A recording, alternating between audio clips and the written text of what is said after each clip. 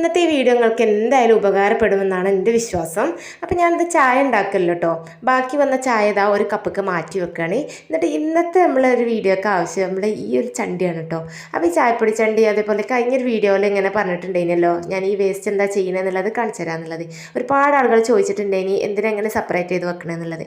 അപ്പോൾ ഞാൻ ഫ്രൂട്ട്സിൻ്റെയും ഉള്ളിൻ്റെയൊക്കെ തൊലിയും എല്ലാ വേസ്റ്റുകളും ഞാൻ ഇങ്ങനെ വേറെ സെപ്പറേറ്റ് ചെയ്ത് വെക്കലാണ്. ചോറ് ഇതൊന്നും ഇതിക്കിടൂല കേട്ടോ. എന്നിട്ട് അങ്ങനെ ദാ ചായപ്പൊടി ചണ്ടി ഞാൻ ഒന്ന് കഴുകിയതിന് ശേഷം അരിച്ചതിക്ക് ഇട്ട് കൊടുക്കലാണ്. അപ്പോൾ നമ്മൾ പുറത്ത് അത് ഇടാൻ വേണ്ടിയിട്ട് മാത്രം ഒരു ബക്കറ്റ് സെറ്റ് ചെയ്ത് വെച്ചിട്ടുണ്ട് കേട്ടോ. അപ്പോൾ പൂച്ചയും കാക്കയൊക്കെ തട്ടി മറിച്ചിടാതെക്കാൻ വേണ്ടിയിട്ടാണ് ഇങ്ങനെ കനം വെച്ച് അടച്ച് വെച്ചത്. അല്ലെങ്കിലും ഒന്ന് അടച്ച് വെക്കുന്നത് നല്ലതാണ്. അപ്പോൾ ഞാൻ ഡെയിലി ഞാനിതാ വേസ്റ്റുകൾ മുട്ടത്തോല് ഇതൊക്കെ ഇതിൽ കൊണ്ടുവന്നിടലാണ് കേട്ടോ. അപ്പോൾ എല്ലാ വീട്ടിലും ഒരു അടുക്കളത്തോട്ടം ഇല്ലാതിരിക്കൂലല്ലോ അല്ലേ. അപ്പോൾ നമ്മളെ തോട്ടത്തിലുള്ള കമ്പോസ്റ്റ് നമ്മളെ വീട്ടിൽ തന്നെ നമ്മൾക്ക് നിർമ്മിക്കാം. അപ്പോൾ വീഡിയോ ഇഷ്ടപ്പെട്ട എല്ലാവരും ഒന്ന് സപ്പോർട്ട് ചെയ്യുക. അപ്പോൾ ഇനി പുതിയൊരു വീഡിയോയുമായി വീണ്ടും കാണാം. Okay bye.